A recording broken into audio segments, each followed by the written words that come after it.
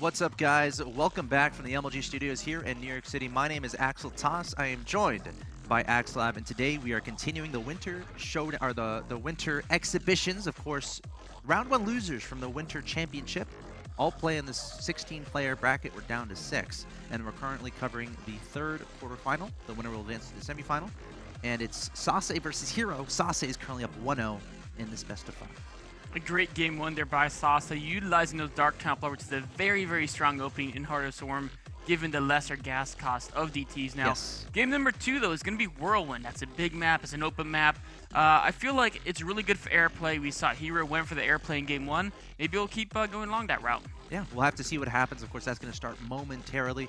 And, you know, DTs are very interesting to talk about in PvP, of course. For those of you who don't know, the Dark Shrine is down from 250 to 150 as far as the gas cost is concerned. And that's enabling a lot of Protoss players to open with DTs, but they can still be safe about it. That's right. Let's see if he chooses to use DTs again in game number 2. Let's get it right started. Of course, Sase is up 1-0 here. herO, though, I mean, he looked pretty good that game, besides getting caught off guard by the DTs. And, yeah. You know, the one thing is when he poked up, he saw very few units, so he knew there was tech. It's got to be alarm bells. But what I think what happened is he thought it was Stargate tech, because he started building his own Phoenixes. Because it could be either, right? If you don't actually see the buildings, if a small gateway sentry opening could be either Stargate or DT quite easily. Total cost is pretty even, too, between the two. Like, Stargate is 250, 150, and then the Twilight and the Dark Shrine. 150, 150. Oh, right, 150, 150, and the Dark Shrine is going to be a little bit more expensive. The same. Yeah, because the Twilight Council as well. Twilight Council, yeah. It's a little more expensive, but not too radically different. Yeah. So, you know, it's hard to make those calls early.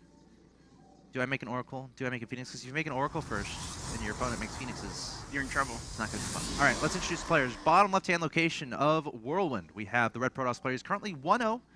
He's one of 3 foreigners still in this tournament. From Team Fnatic, hailing from Sweden, it is Sase. Very creative Protoss player. Very good at the game of StarCraft too. His opponent in the top left, one of the best Koreans currently playing the game. Considered the ace player of CJ Entis. He is herO. Has some work to do, but I'm sure he's gonna... He's actually scouting this game. Of course, the last game... Eklon is 2-player. Yeah. So, on a 4-player map, it's more important to scout to know where your opponent is. Of course, in PvP, often, what we can see is we saw herO last game, his scouting was with that gateway pressure, right? So he didn't send a probe out until that point. But on Whirlwind, he wouldn't know where to send a stalker. So if he wants to do a gateway pressure open, he's got to send a probe out to scout first to identify where his opponent is. There's 4 possible locations on this map, 1 at every single corner.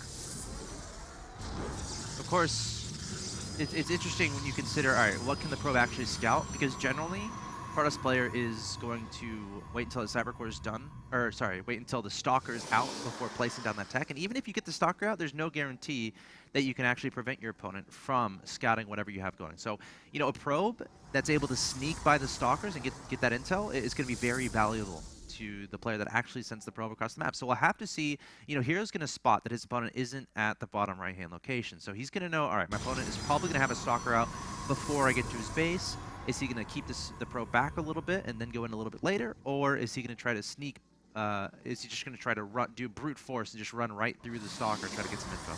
Either one could be an option. You know, on a map like Whirlwind, a lot of players might even skip the Stalker to attack extra fast and delay it. Yeah. And if they did something like that and you got the probe in, it would give you an astronomical advantage and kind of seeing exactly what... Oh, the Twilight Council being put down, and that's actually the front of the base. Yeah, and the Stalker's not out. Oh, it's actually a Sentry that's coming out, but the probe is going to the Watchtower, so... Yeah, I mean, the Zealot and Sentry combined should deny it if they're micro correctly.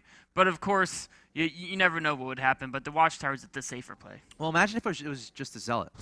Yeah. The Sentry wasn't out yet, and the Twilight was down. So if the probe had gotten by, you know, that's one of those small windows that probe scouting can become extremely valuable. And on the opposite side of things, we're seeing a probe just walk right by a Stalker. And that probe might get inside. No, 2 Stalkers are going to pop out here from herO. But, you know, knowing that your opponent has 2 Stalkers is great info. Actually, he might see the Robo. He is. And that's always a nice thing. I mean, he is going DTs. But seeing the Robo doesn't really mean DTs is a bad opening, because they still get map control. It's not a huge investment. Oh, a nice little force field trap there by Sase, perfectly surrounding that Stalker. And Sase is off to a nice start. I mean, he scouted the robotics facility. Yeah. He's killed the first Stalker. And the cool thing about scouting the Robo is you know the Gateway Army is not going to be that big. So sometimes you can go straight into charge out Archon and then just try to deny their expansion and take your own expansion. That earlier probe died, right? I think Sase sent another probe across the map to place down that pylon at the top. Of course, he needs that pylon to be very close to his opponent so he can get the Dark Templars there as fast as possible. Mothership Core coming forward here from Sase, or excuse me, from herO, going to try to target down the Sentry, going to back away, though not quite enough to deal with the Stalker Sentry combo. And now herO is going to be trying to apply this pressure, but Sase is going to be fine for now. Dark Shrine approaching completion, but can herO spot the DT play? He has an Observer on the way, so this should be a little bit more manageable than last game. It definitely will be. One of the big questions is, can he hold his natural? Because if we look at Sase's basic course, Sase actually only 3 gateways, going for his own expansion, but DT's now heading straight for the main. There's a Sentry! Got a force field. Alright, that's good, because the DTs could have just killed the Sentry. No, not with the 2 Stalkers there. Oh, well, if the force field hadn't gone yes. down. Oh, they would have gotten in the base and you know, messed up probe mining. Yep. In fact, Sase might actually just keep the pressure up and try to deny this natural. An Immortal is coming down. That's going to help a lot with firepower. Those DTs are very dangerous, though. Each swipe dealing 45 damage. Yeah, it's a lot of damage. Another DT, or actually a Zealot being added on here. Both Dark Templars are going to be taken out. Observer still is able to see everything. Sase continuing with this pressure coming forward. 2 Sentries as well. Going to try to put down the force field to keep the Immortal from retreating. He traps the Immortal. The Zealot's now able to get that important DPS down, but herO has that Mothership Core overhead that's going to help a bunch in this defense. The Nexus is going to finish, and Photon Overcharge should be deployed, and that's going to happen. Great play there from herO. He's at 43 to 38 in supply, but is that Photon Overcharge going to be enough to hold this off? I think it should be. It looks like it. One more Immortal popping out. 3 Stalkers on the high ground as well. Sase is going to have to retreat and give up this pylon. And what they note is his expansion's a little bit slower. He has less workers, and now he has a much smaller army too, because you know, while he did get that 1 Immortal, he lost a lot of units there. I mean, he lost the 2 Dark Templars, a big investment early on, not to mention he lost, I think, 2 Stalkers, a couple other things. That units loss tab is definitely on favoring herO greatly. We can see that in the food count being up by 11. 1625 to 950 in favor of herO. So great defense there. Very key with that. That couldn't happen in Wings of Liberty is the Nexus finishing and the Photon Overcharge. You know, if you think about your personal games, people watching this, like, how can that help you? That's such a huge asset. If your opponent thinks they have a timing, it may have existed in Wings of Liberty, but not anymore because that Mothership Core is so instrumental. Photon Overcharge on the Nexus can help so much against that early aggression, especially when, you know, it's not a lot of units. Like against Terran, if there's, you know, 2 Marauders and 8 Marines heading towards you, Photon Overcharge will do a bunch to hold that off. So, you know, Sase thinking that timing was there, it almost paid off. Imagine if Sase had sniped the Mothership Core. How different that would have been. It could have definitely been very different. I mean, herO did have enough gateways. He might have been okay with the greater soccer count, but it definitely would have been a much closer fight. We can see herO is actually already tacked up to Colossus. Oh, wow. First Colossus being produced here. Sase is trying to catch up on the Robotech, but remember, he's a little bit ahead in the Twilight Tech. He has Charge just finishing, he has Dark Shrine up, but he also is behind it in army size. The question is, are either of these players going to go for that airplay that we've seen tends to be the favorite choice in the late game of PvP? We'll see. I mean, herO is going to be able to scout anything he wants. Sees the Twilight Council, sees the Forge, sees the Robo, sees where the Dark Shrine is, in case he tries to snipe that a little bit later with some Warp Prism play. So he's going to have the advantage as far as that scouting is concerned. But now we see Sase utilizing Hallucinated Phoenix, and that's such an important part of PvP nowadays. That wasn't available, again, in Wings of Liberty. Your Sentry comes with Hallucinate. You don't have to spend the research to train that Sentry to learn to hallucinate. Any Sentry can use it. So you can have that scouting whenever you want. And, you know, it's as an opposing Protoss, you can't just be like, all right, I'll just deny the observers. No, you have to have Hallucinated Phoenixes to worry about. So, like, hiding tech doesn't really apply anymore unless you, like, try to hide it in the corner map or something. Definitely, and that's something that can play a big role in PvP is in the mid-game. Is your opponent going heavy gateway to maybe go for timing? Are they trying to transition to air?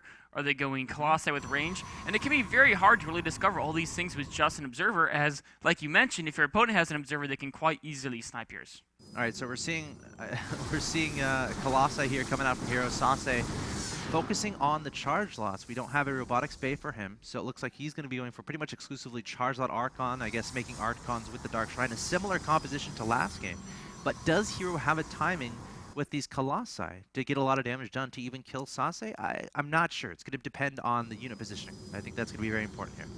It really is. If it comes into a straight-on fight, both players using mostly Zelts, of course the Colossi are going to be very, very efficient at killing those, even better than the Archons. Of course, defensively, with Photon Overcharge, I think Sase might be okay, but the question is at some point he's going to want to move out and take a third base, and he's going to have to fight this army, on level playing field. In fact, he's actually taking that third base now. You think so? Yeah. But hero's backing away here. Yeah. Well, he's coming back on attack. He's kind of he's keeping his guys moving, keeping their blood flow. Got to exercise your troops a little bit. So he's going to move on and try to attack this third base. And, Sase is going to deny hero's third here with a nice proxy pylon warping. Yep, that was the pylon that was used to make Dark Templars a little bit earlier. Or actually, it was the backup one. There was another one in the natural expansion. But whenever you're doing a build that revolves around having a pylon on your opponent's side of the map, you want to have a backup. And now we're seeing it pay off for Sase as he's able to deny that third base, slow that down, even sending the Zealots into his opponent's natural expansion, getting some pro kills. Yeah, and he pulled his opponent's entire army back. He noticed the second Robo. So now he knows his opponent's on 2 Robo Colossi. His third's going to finish, so he can have Photon Overcharge available if he needs to. Yeah, and I think he might.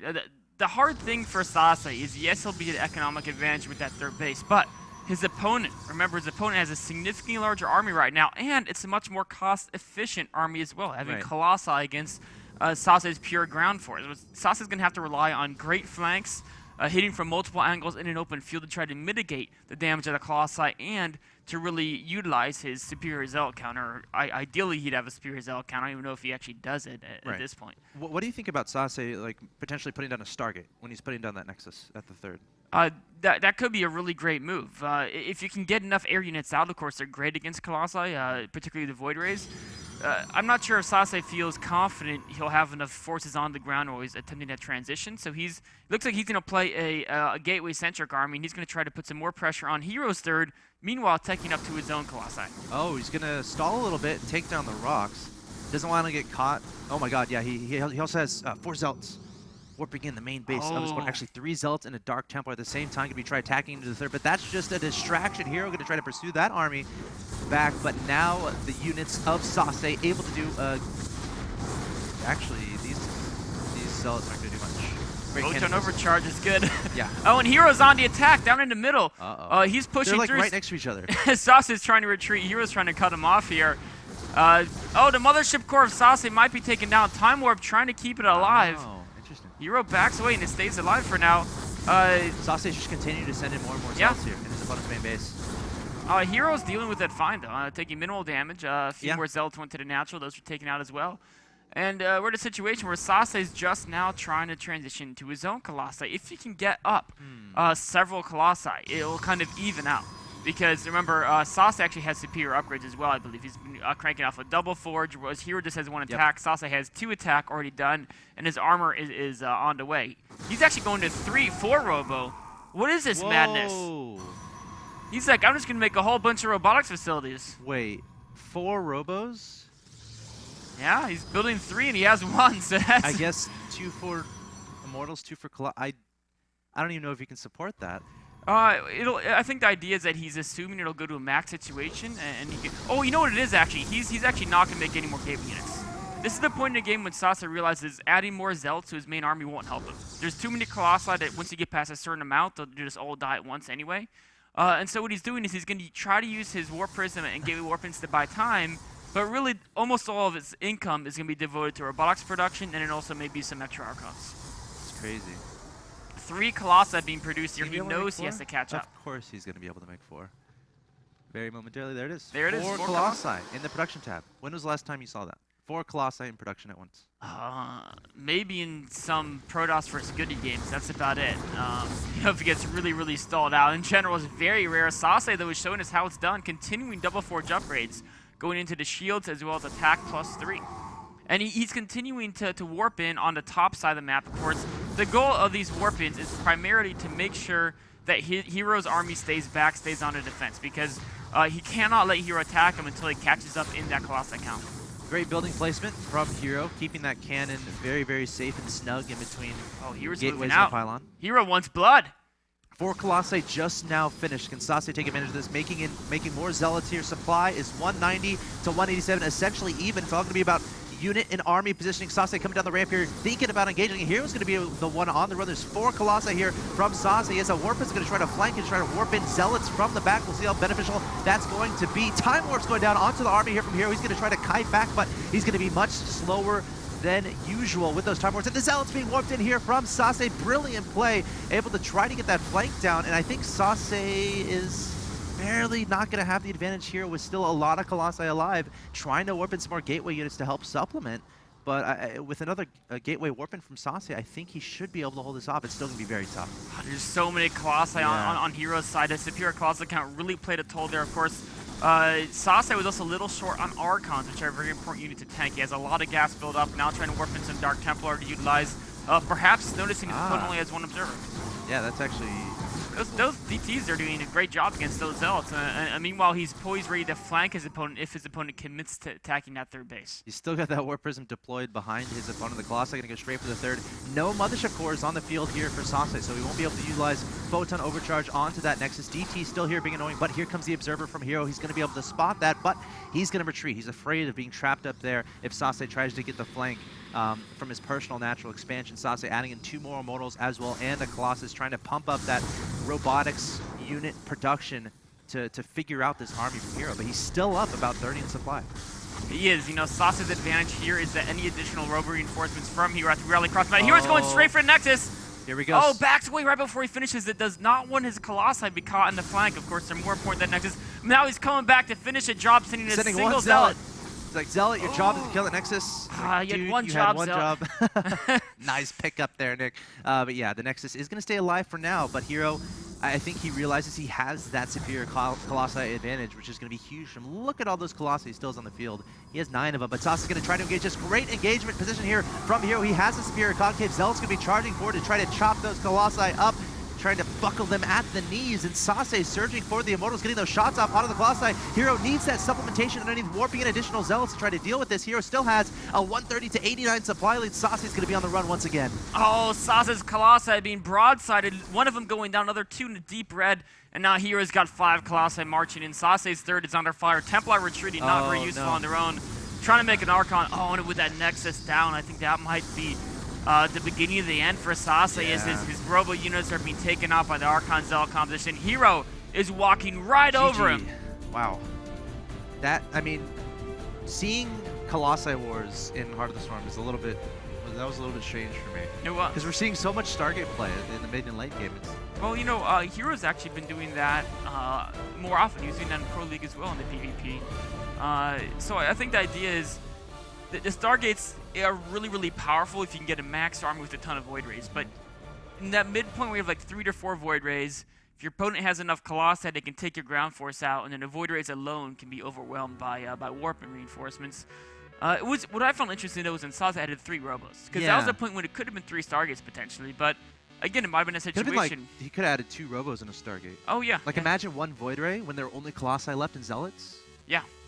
A lot of damage. Yeah, and if you have enough Immortals and the Warping Stalkers, of course, Immortals will be very effective at taking the Stalkers out. Yeah. Very interesting game, and of course, that's going to even up the series at 1-1 in this best of 5. So guys, stay tuned. You're watching the Winter Exhibition. These guys are tied 1-1. That's Sase and herO. Game 3 coming up.